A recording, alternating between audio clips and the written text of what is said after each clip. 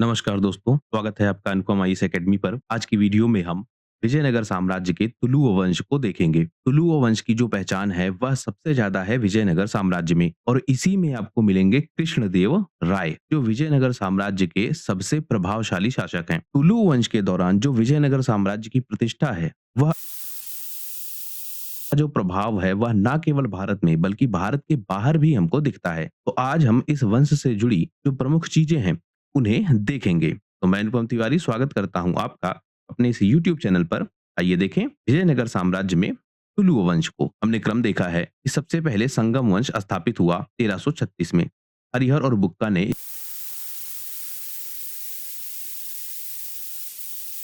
और अब हम चर्चा कर रहे हैं तुलु वंश की। इसकी स्थापना होती है 1505 में और स्थापित किसने किया है? वीर नरसिंह ने। इसके बाद आएगा आखिरी वंश अराविडु वंश, जो 1570 से लेकर 1650 तक विजयनगर साम्राज्य में कैसे यह वंश स्थापित हुआ उसे हम समझने का प्रयास कर रहे हैं। वीर नरसिंह राय तुलु वंश की स्थापना करते हैं। 1505 में यह स्थापना होती है, लेकिन केवल 4 सालों तक, यानी 1505 से लेकर 1509 तक केवल 4 सालों तक वीर नरसिंह का शासन रहता है। जब इनकी मृत्यु हुई वीर नरसिंह की, तो इसके बाद इनके भाई कृष्णदेव राय शासन संभालेंगे। यही सबसे फेमस है। इनका शासन हमें दिखता है। उसके बाद अच्युत देव राय 1529 से बाद वेंकट राय प्रथम, यह अच्युत देव राय के पुत्र हैं। उसके बाद सदाशिव राय 1542 से 1565 तक, यह अंतिम शासक हैं। और इसके बाद जो शक्ति है वह चली जाती है कृष्णदेव राय के जो दामाद हैं रामा राय, जिनको प्रशासनिक सहयोगी के रूप में नियुक्त किया गया था। सदाशिव राय वही वास्तविक रूप से प्रशासन को चलाएंगे और सबसे वह युद्ध होगा 1565 में। इसके बाद अगला वंश आएगा, लेकिन लगभग विजयनगर साम्राज्य समाप्त होने की कगार पर आ जाएगा। हम्पी को लूटा जाएगा इस युद्ध में और जो बहमनी सल्तनत है और उस मिलकर हमला करेंगे विजयनगर साम्राज्य पर और यह प्रसिद्ध युद्ध होगा तालीकोटा का युद्ध। इस युद्ध में विजयनगर साम्राज्य हार जाएगा और इसके बाद लगभग विजयनगर साम्राज्य पतन की ओर जाने लगता है। तो जो सबसे फेमस व्यक्ति है इस युद्ध के पीछे, वह है आपका रामा राय। तो प्रमुख शासक हो गए। अब हम देखते हैं कि किस तरह से यह वंश स्थापित हुआ हैं। और जो सालू वंश का राजा था इम्माडी नरसिंह राय, जिसे कैद किया गया था। कैद मतलब नजरबंद। और इतिहासकारों का मत हमने देखा है कि यह उस समय की था। तो जो इम्माडी नरसिंह है, वह विजयनगर साम्राज्य को ही कहीं न कहीं बहुत नुकसान पहुँचा था। तो इसको बंदी बनाया गया था किले में और इसी में इसकी हत्या हो जाती है। अब जो यह हत्या वाली बात है, इसमें भी विवाद है। कुछ लोग कहते हैं कि यह हत्या वीर नरसिंह ने की है, कुछ लोग कहते हैं नहीं की है। लेकिन हत्या के बाद जो आम जनता में मैसेज जाता है, वह मैसेज क्या जाता है कि वीर नरसिंह ने ही इसकी हत्या की है। इसलिए जो आम जनता है, वह इसके अगेंस्ट हो जाती है, वह इसका समर्थन नहीं करती है और यह मान बैठती है कि इसने गलत तरीका अपनाया है सत्ता पर अधिकार करने का। जो नायक है, स्थानीय प्रशासक है, वह सब भी जो नायकों का विरोध है, वह ऐसे होगा कि वह टैक्स देना रोक देंगे। धीरे-धीरे कई सारे नायक विद्रोह भी करेंगे, जैसे जो तेलुगु क्षेत्र के नायक हैं, तुंगभद्रा क्षेत्र के नायक हैं, कृष्णा नदी के आस-पास के नायक हैं। अब यहाँ के जो नायक होंगे, वह ज़्यादा शक्तिशाली भी होंगे। क्यों? क्योंकि इनका जो प्रभाव है, वह है उपजाऊ क्षेत्रों पर और उपजाऊ क्षेत्रों पर प्रभाव होने का मतलब इनके पास जो खाद्यान्न है, वह काफ़ी ज़्यादा है और जब खाद्यान्न ज़्यादा है, तो टैक्स का कलेक्शन भी इनके पास ज़्यादा है। तो यह सब इसके विरोध में आ जाएँ कर सकता है, सेनापति है अच्छा, सेना का नेतृत्व कर सकता है, लेकिन प्रशासक नहीं है। मतलब इसमें प्रशासनिक योग्यता की कमी है, इसको राजनैतिक गुटबाजी का सही से अंदाज़ा नहीं है, दरबारी षड्यंत्र किस तरह से होते हैं, उनसे कैसे निपटा जाता है। मतलब कुल मिलाकर जो इसकी योग्यता है, उस पे प्रश्न चिन्ह उठाया जाता है कि यह व्यक्ति योग्य नहीं है प्रशासन चलाने के लिए। धीरे-धीरे जनता इसके अगेंस्ट होना प्रारंभ कर देती है। आंतरिक विद्रोह भी खूब सारे होते हैं और जो बाहरी आक्रमण है, जैसे जो बहमनी साम्राज्य है, वह पहले भी हमले कर रहा था, अभी भी वह हमले रहते हैं। और आप ध्यान रखेंगे कि विजयनगर में क्या है, राजनैतिक अस्थिरता। अब ऐसा क्यों है? हमने देखा कि जब आपका सालुव वंश स्थापित हुआ, तो सालुव वंश के साथ भी यही समस्या थी। कैसी समस्या? किसी व्यक्ति ने इसको स्थापित किया। किसी व्यक्ति का मतलब नरसिंह सालू। इसने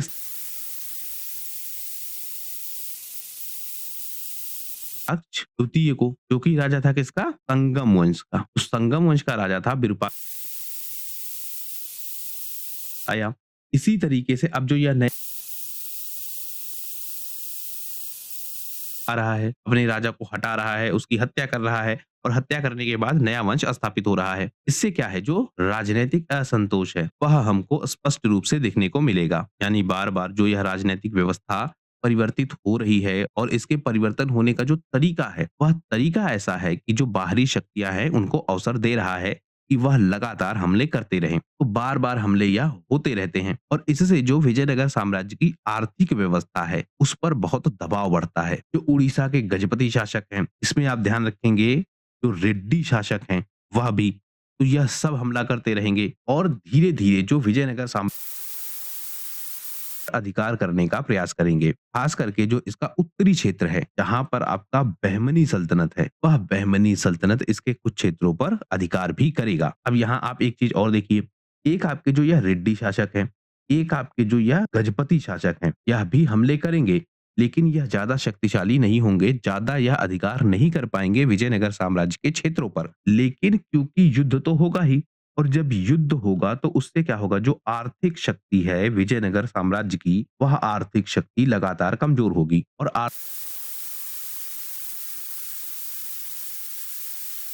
किसको मिलेगा? बहमनी सल्तनत को। और वह उसके उत्तरी क्षेत्रों पर ज्यादा प्रभावशाली होगा, यानी उसकी उत्तरी क्षेत्रों पर अपने अधिकार को विस्तृत साम्राज्य का कृष्णदेव राय यह पूरी तरीके से व्यवस्थाओं को और स्थितियों को बदल देगा। सबसे महान शासक अगर किसी को कहा जाना चाहिए विजयनगर साम्राज्य में, तो वह कृष्णदेव राय ही मिलता है। बहुत परिवर्तन और बहुत विस्तारवादी और बहुत दूरदर्शी नीतियां इनकी हमें दिखती हैं। 1509 से लेकर 1529 तक इनका शासनकाल हमको दिखेगा। नरसिंह राय की मृत्यु हो गई, इसने इस तुलु वंश की स्थापना की थी। उसके बाद कृष्ण, यानी कि जो वीर नरसिंह राय का शासनकाल है, इसमें जनता जो है वह समर्थन नहीं दे रही है। लेकिन जनता के साथ साथ ज्यादा समर्थन कौन नहीं कर रहा है? जो इनके नायक हैं और जो स्थानीय गवर्नर हैं, वह समर्थन नहीं दे रहे हैं। तो इस वजह से जो स्थिति है साम्राज्य की, वह काफी डिस्टर्ब है। इतिहासकार F.R. Ultron, Rumila Thapar, N.V. Venkat रमणैया, इन सबका कहना है कि जो वीर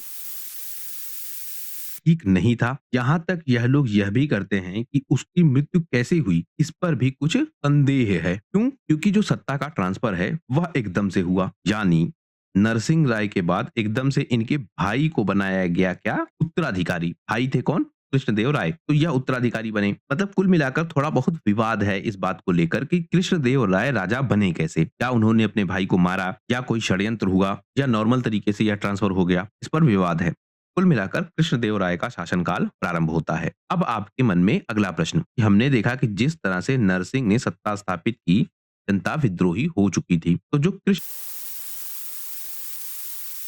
अभी हमने बात की, तो प्रभावशाली होने का मतलब इन्हें जनता का समर्थन मिला होगा, और जनता का समर्थन मिला होगा इसका मतलब यह कि जनता ने इनकी नीतियों को स्वीकारा होगा। तो ऐसा क्यों हुआ? हम देखते हैं कि जब वीर नरसिंह राय का शासनकाल है, तो उसको अनैतिक और अवैध माना जा रहा है विजयनगर साम्राज्य के लोगों के द्वारा, जनता के द्वारा भी।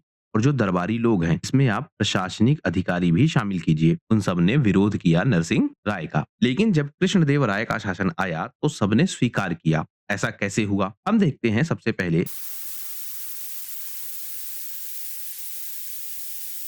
कहते हैं, या बहुत करिश्माई राजा माने जाते हैं विजयनगर साम्राज्य में। बहुत सारे परिवर्तन, इनके जो अपने व्यक्तिगत आचरण है, वह आचरण बहुत अच्छे होंगे। यहाँ तक कि जब वीर नरसिंह राजा थे, उस समय भी यह सैन्य अभियानों में भाग लेते थे। मतलब वीर नरसिंह राय राजा थे, वह क्षेत्रीय शक्तियों पर अधिकार करने के लिए युद्ध भी करते थे। राय हैं, इनको भेजा जाता था युद्ध के मैदान में, क्योंकि यह भी तो भाई थे। तो उस राय की वह बहुत प्रभावशाली थी, लोग इनको बहुत पसंद करते थे। इनके विषय में कहा जाता है कि बहुत न्यायप्रिय थे, बहुत धर्मनिष्ठ थे। तो जनता में एक मैसेज पहले से ही सर्कुलेट हो रहा था कि जो कृष्णदेवराय हैं, वह अपने भाई से बहुत अलग हैं, बहुत योग्य हैं, बहुत दूरदर्शी हैं, एथिकली बहुत करेक्ट हैं। तो यह सब मैसेज जनता में पहले से ही जा रहा था। उसके अलावा जो राजनैतिक व्यवस्था है, वह पहले से ही बहुत डिस्टर्ब है। हमने देखा सालुव वंश के दौरान वहाँ भी व्यवस्था डिस्टर्ब है। फिर जब यह तुलुव वंश स्थापित हुआ, तो तुलुव वंश की व्यवस्था भी डिस्टर्ब है अपने पहले फेज में। इन सब का लाभ किसको मिल रहा है? जो बहमनी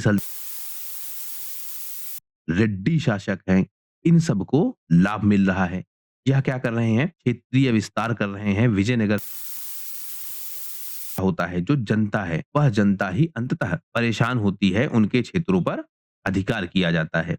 उनकी कृषि की जो भूमि है, वह चली जाती है। नया प्रशासक उनको मिलता है। उसके साथ किस तरह की ट्यूनिंग है, वह भी बहुत इम्पोर्टेंट थी। तो यह सारी चीज़ें विजयनगर साम्राज्य के क्षेत्र में हो रही थी। अब धीरे-धीरे यह आवश्यकता हो चुकी थी कि कोई ऐसी व्यवस्था बने जो स्थिर हो, जो एक प्रशासन को ठीक तरीके से चला पाए।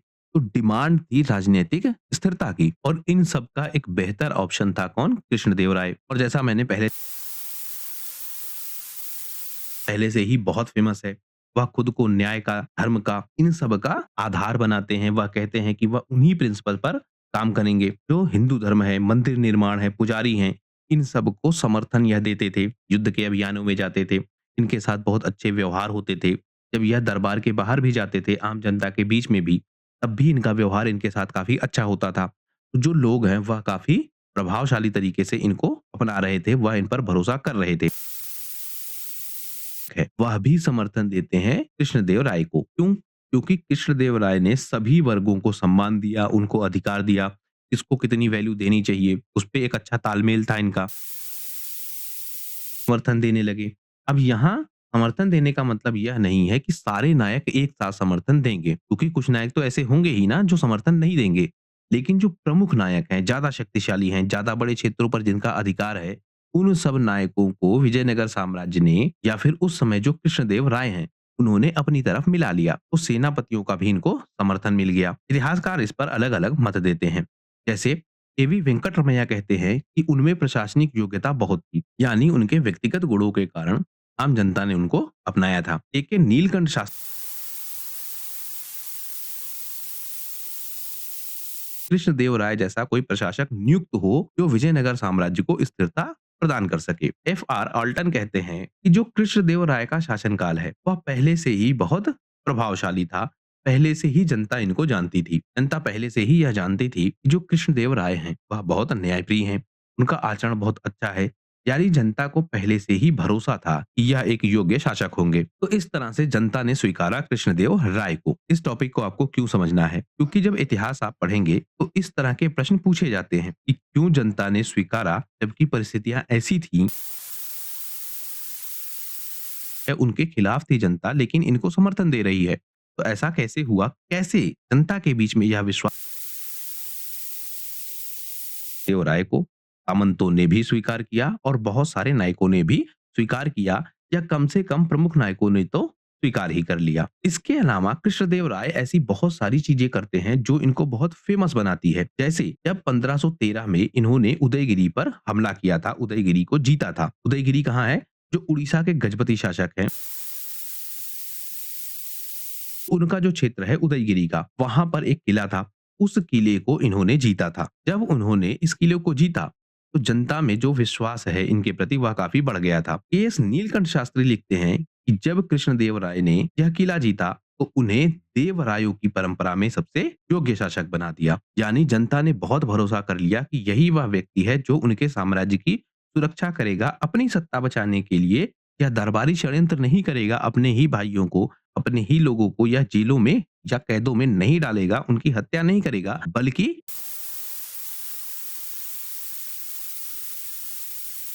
ये शासन है वह बहुत फेमस था, क्योंकि स्थानीय स्तर का जो प्रशासन है, वह कई बार जो राज परिवार के लोग हैं वह भी देखते थे। तो जब इनकी नीतियां पहुंचती थी राज दरबार में या फिर आम जनता के बीच, तो उससे क्या समझ में आता था कि जो प्रजा है वह बहुत संतुष्ट होती थी। इनके निर्णय ऐसे होते थे कि प्रजा उसको मानती थी। तो धीरे-धीरे यह बहुत फेमस हो गए। फिर इन्होंने एक व्यवस्था अपनाई। यह नियमित रूप से यह जनता की शिकायतें सुनने लगे। मतलब बैठकें होती थी नियमित रूप से और उन नियमित बैठकों में न्याय व्यवस्था को देखा जाता था। जनता की जो समस्या थी, जनता लेकर आती थी और वह उनका तुरंत उपाय करते थे।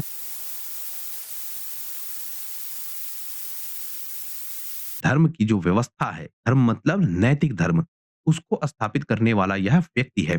तो यह फेमस हो गए एक अच्छे न्यायप्रिय शासक के रूप। साहित्यिक संरक्षण भी खूब किया। जैसे जो भाष्यकार हैं, कवि हैं, उन सबको खूब सम्मान दिया। खुद भी यह एक अच्छे लेखक हैं और इनका जो काव्य है तेलुगु भाषा में आमुक्तमाल्यद, यह भी बहुत फेमस है। इसके साथ-साथ अष्टदिग्गज की व्यवस्था जो इनके दरबार में मिलती है, इसमें सबसे फेमस है संस्कृति का या सांस्कृतिक व्यवस्थाओं का संरक्षण करेंगे, साहित्य का विकास करेंगे, जो विद्वान लोग हैं उनको संरक्षण देंगे। शिक्षण देने वाला यह व्यक्ति है, तो इससे भी इनकी ख्याति फैलेगी। इसके साथ-साथ मंदिरों को यह बनवाएँगे बड़ी मात्रा में और जो धार्मिक सहिष्णुता है, यानी विजयनगर साम्राज्य का जो क्षेत्र है, यहाँ पर बड़ी मात्रा में मुस्लिम लोग भी होंगे और यह शासन मुख्यतः स्थापित है हिंदू व्यवस्थाओं के तहत। तो राजा आपका हिंदू है, लेकिन आम जनता में एक बड़ी संख्या में मुस्लिम भी हैं और इन मुस्लिमों को व्यापारिक रूप से भी काफ़ी लाभ पहुँचाया जाएगा। नहीं होगा। उसके साथ-साथ जो नायक व्यवस्था है, उस नायक को अधिकार दिया जाएगा। मतलब कई बार हम देखेंगे बहुत फेमस नायक हमको मुस्लिम मिलेंगे। इसके साथ-साथ जो प्रशासनिक पद हैं, उन प्रशासनिक पदों में भी देखेंगे हम कि हमें मुस्लिम मिलेंगे। तो जो इनकी धार्मिक सहिष्णुता की नीति है, वह भी बहुत फेमस है। मंदिरों का इन्होंने निर्माण करवाया। तिरुपति बालाजी मंदिर, हम्पी के विट्ठल मंदिर, सांची का कामाक्षी मंदिर, इन सब से यह कनेक्टेड है। इनके लिए इन्होंने दान दिए, इनका निर्माण कर अभी हमको दिखेगा, मंडप निर्माण व्यवस्था भी हमको दिखेगी, यानी मंदिर आर्किटेक्चर जो है, उसका भी खूब विकास होगा कृष्णदेवराय के शासनकाल के दौरान। इसके बाद यह बहुत सारे आर्थिक सुधार करेंगे, इससे जो व्यापार व्यवस्था है, वह भी काफ़ी मजबूत होगी। सिंचाई व्यवस्थाएँ बनाई जाएँगी, कृषि सुधार किए जाएँगे, करों को कम किया जाएगा या उनको व्यवस्थित किया जाएगा कम से कम, व्यापारिक मार्गों को बनाया जाएगा, विदेशी व्यापार को प्रोत्साहित किया जाएगा। स्पेशली जो इनका कनेक्शन है पुर्तगालियों से, जिसमें यह सैन्य व्यवस्था को मजबूत करने की कोशिश करते हैं। यह सारे कार्य यह करेंगे जिससे जो विजयनगर का साम्राज्य है, वह काफ़ी मजबूत हो जाएगा। पुर्तगालियों के साथ आप देखेंगे कि जब पुर्तगाली भारत में आएँगे, तो इनके पास होंगे आधुनिक हथियार और जो विजयनगर साम्राज्य है, उसके